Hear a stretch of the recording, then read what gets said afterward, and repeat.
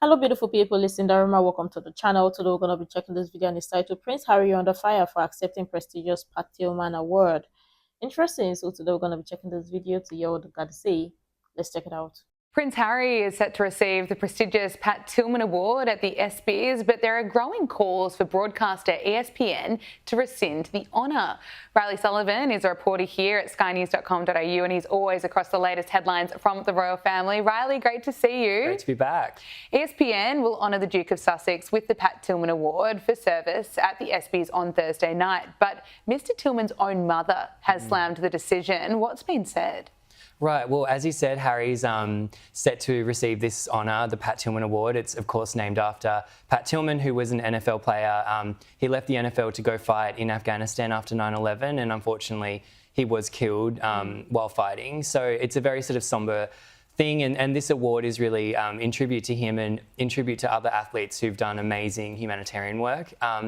And this week, Pat Tillman's mum, Mary, came out and she was very honest. She said, look, she didn't think that Harry was a worthy recipient. She thinks that there's a lot of other people out there doing a lot of work with veterans and devoting their time to veterans who would be a better fit for the award. Yeah. And that sort of raised questions, would ESPN sort of heed the advice of Mary, considering, it is named in honour of her son, and would they reconsider? But I don't think that's going to happen, to be honest. I mean, I think they're rolling out the red carpet as we speak. It's happening pretty soon, and I'm sure both Meghan and Harry will be there. It's going to be a huge televised event. And from ESPN's point of view as well, this is a huge media story now for a week. So from their point of view, I'm kind of sceptical. I'm sure that they probably were aware that the Duke was controversial as a choice. Yeah, it's pretty massive when you've got Pat Tillman's mother saying it should go to someone else, but look, we'll see what happens. A royal insider has revealed that Meghan Markle wants to sit down with the royal family 4 years after the Sussexes moved to California. Why is Meghan finally ready to hash out her differences with the monarchy? This was a really interesting development. Before we go on to this Meghan Markle's own, to say that the Pat Tillman's mother raised her concerns about the award and who the recipient is going to. I mean, the people, the team itself should have respected her wishes. It's not that hard. And then Harry himself, he that was even given or nominated for this award, could have said, okay, normal decency, human decency would be, rather than giving me this award, since the mother or Mary Tillman does not approve of this, then if they really want to give Harry awards so bad, it should be awarded for something he's very active on and that is deserving or befitting of him. So what are they saying? That Harry, there is no award that is befitting or good for Harry to receive that would reflect his times and the work he's doing or what he's currently active on? Because let's just be honest, this is an outright disrespect. The fact that he even went ahead to accept the award, even when Mary Tillman, the mother of the dead veteran, raised her concerns about it, it was ignored. It wasn't listened to. It just like a spit to her face to say, oh, who are you? You are not important. The award is more important. This don't make sense. But let's go. Move to California. Why is Meghan finally ready to hash out her differences with the monarchy? This was a really interesting development. Meghan has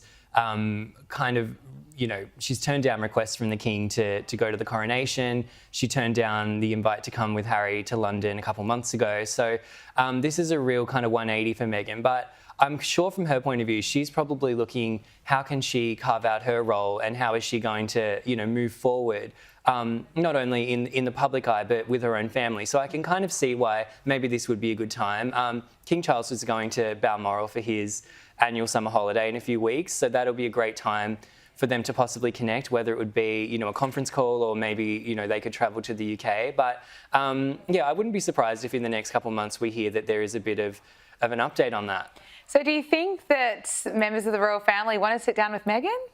Well, I mean, I think Charles, as we've spoken about on this show before, I think Charles is eager to have more of a relationship with Archie and Lilibet.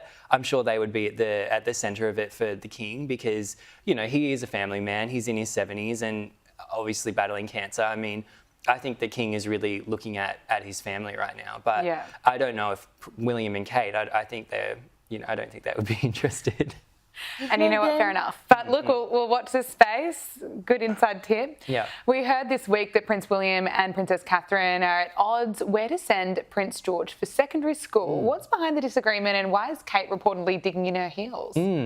Well, I think this is something that a lot of parents go through, discussing their children's education. And certainly it's a little bit different when their son is the future king of England. Absolutely. Yeah, so, supposedly George is set to go to Eton, which is the same boarding school that Harry and William went to. So it's certainly the family tradition to go to Eton. It's a very posh, expensive school. It's something like £50,000 a year. Wow. And Kate is sort of on the flip side. She's very much, more down to earth, I think. And I think she wants her children to go to a more down to earth school, maybe a co-ed school. And supposedly there's a bit of tension. I don't know. I mean, George is only 10, but he's got Louis and Charlotte as well. So who knows where they'll end up going. But I think it was a relatable moment because, again, like a lot of families go through that debate over whether to send their kids to the private school or go for something a little bit more down to earth. Yeah, interesting. It is a big debate for many families have to go through, but not many have to deal with the fact that that's a future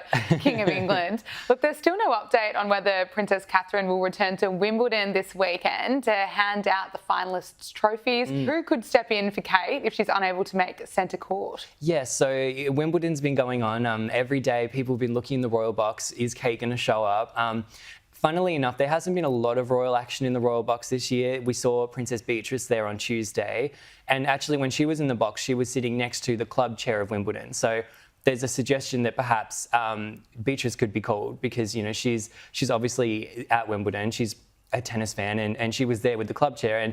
And Deborah Jevons is the club chair at Wimbledon. And she is the same official that spoke out a few weeks ago about Kate possibly making an appearance. So it'll definitely come down to Deborah. So whether her sitting next to Beatrice is a sign that it'll be Beatrice, or another suggestion was the Duchess of Gloucester because she's also involved with the Wimbledon Tennis Club. All eyes are going to be on, the trophies on Saturday. I wouldn't be surprised if Kate still makes an appearance. I still think that's on the cards, but my money would be on Beatrice. Okay, we'll wait and see. Riley Sullivan, thank you so much for joining us. Well, it's a beautiful thing to see Princess Catherine in Wimbledon. But let's even talk about this because Meghan Markle coming wanting to have a talk or sit with the royal family that she's still hurt. The hypocrisy here. So, okay, she's hurt by them. But doing what exactly? Hurt by them. Because, let me get this straight. She married into their family. She is hurt by them. Or you see the fact that they allowed their son to marry her, that she is angry or she is hurt. Her father is there. She is hurt. Her father hurt her. The royal family hurt her. You see the level, victimhood, and this is what they sell. They sell this to people because obviously it is always about them. They've not done nothing wrong, or she in question did not do nothing wrong, but rather people hurt her. And this is somebody that is supposed to teach people or share in a podcast about family, friends, relationship. But no, they hurt her. They did not hurt the royal family. Let's leave her father aside. They did not hurt the royal family. With everything that they are doing, they did not hurt them. It is the royal family that same hurt them. The hypocrisy. But of course, the royal family, Prince King Charles relationship, let's leave the royal family aside. Now, let's say King Charles, being the father or being the grandfather, would want the relationship with his grandkids or want to have relationship with his grandkids. So, I mean, he may not want to see that in that light and be like, okay, let them repair relationship and all of that. And maybe they want to have a sit down and talk with the successors so far. But again, saying that she's hurt by them, I mean that she hurt them past. Because over the last couple of years. Ever since she came into the picture, it's been one thing or the other, one thing. But she's the one hurt. This. Well, it's not even surprising, it's not shocking.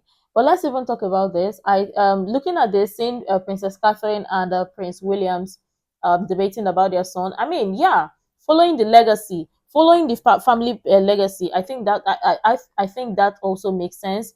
But I mean, I understand where Princess Catherine is also coming from another point of view. It also makes sense, and um, it's not uncommon to see for people to debate or parents to debate or talk about things like this, especially when in regards to their kids. But again, still on the point where follow the family legacy, keep the family legacy, keep it, and respecting the family. You see, one group of people have it, the other group don't have. Don't respect the family. Rather, be hurt by them even telling you to respect the family legacy. You see the difference? And people would be wondering why people don't like the successes. Even you check it. It's not that hard. It's not that hard. But this is an interesting conversation regardless. Let me know what your thoughts are in the comment down below. I'm sure tons of people have interesting things to share. I would really love to share that. Can share the useful information you think might be really helpful. Make sure to like, comment, and subscribe, and all of that stuff. And until next time, see you in the next video.